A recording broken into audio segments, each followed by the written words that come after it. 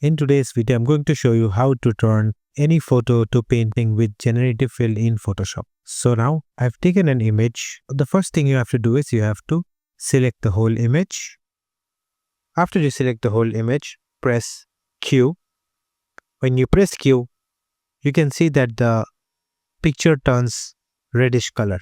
So now select the foreground color from here and select it to something which is a bit grayish. You can choose 6E, 6E, 6E and hit OK.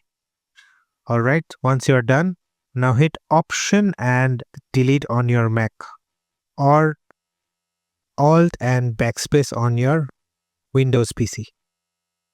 Once you do this, the picture turns red and now press Q. Once you press Q, you will find this warning that it says no pixels are more than 50% selected. The selection edges will not be visible. It's alright, press OK. And the last step will be click on Generative Fill and type watercolor and hit enter. So this is going to take some time, but the results you get is going to be simply amazing.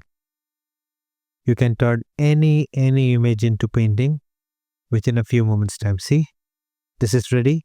You have three options. You can choose whichever suits best.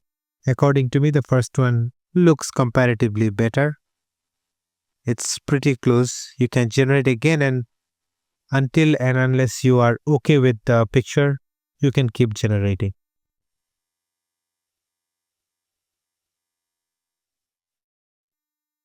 To me, this picture looks quite similar to the original one. So you can try with your image and you can let me know how did that turn out. So thanks a lot for watching. I hope this video helped. If this video helped, don't forget to hit the like button, comment, share and subscribe for more videos. Bye-bye.